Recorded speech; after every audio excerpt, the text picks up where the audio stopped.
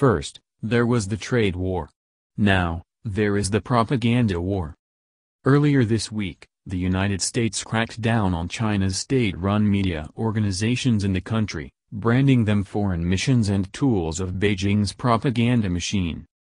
The Big Five news groups, including Xinhua and China Global Television Network or CGTN, the international division of official broadcaster CCTV, were signaled out by the U.S. State Department.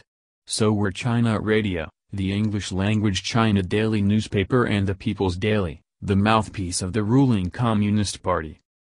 There is no dispute that all five of these entities are part of the Chinese Party state propaganda news apparatus, and they take their orders directly from the top. We all know these guys have been state-controlled forever, but that control has gotten stronger over time, and it's far more aggressive, a Washington official said at a media briefing on condition of anonymity as reported by the AFP news agency. Slightly more than 24 hours later, Beijing ordered 3 journalists from the Wall Street Journal, Josh Chin, Zhao Deng, and Philip Wen, to leave the country within 5 days. A statement from China's Ministry of Foreign Affairs confirmed that the decision was in retaliation for an opinion column entitled, "China is the Real Sick Man of Asia," which was published earlier in the month and written by Walter Russell Mead, a columnist and academic. The expression "sick man of Asia" was a derogatory characterization of China's weaknesses in the late 1800s and early 1900s, when it was torn by internal divisions and exploited by foreign powers, the New York Times pointed out in covering the story.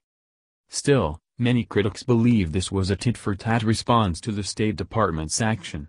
But that might be too simplistic. I spent 2 short stints working for China Daily on the business desk in Beijing, and I can categorically state that the newspaper was purely in the propaganda business. The censors, not senior editors, controlled the narrative and tone via Beijing's publicity department of the Communist Party of China.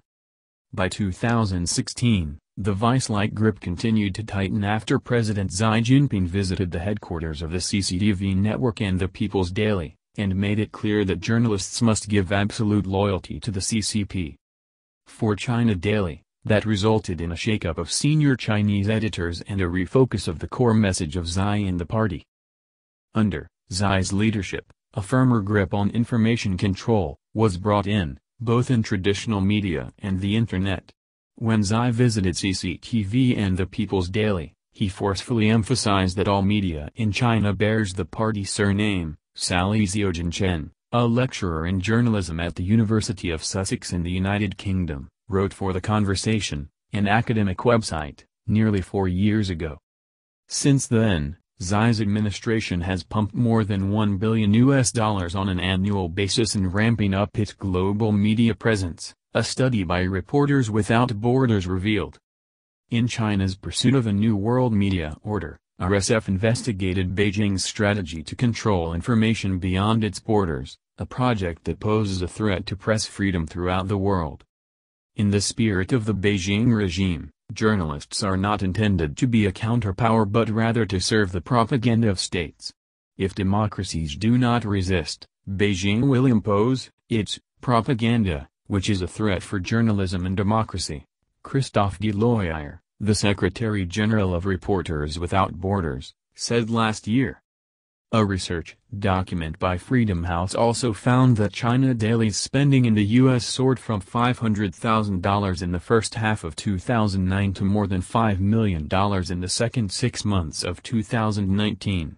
But then, pushing the party line has never been cheap in the propaganda war.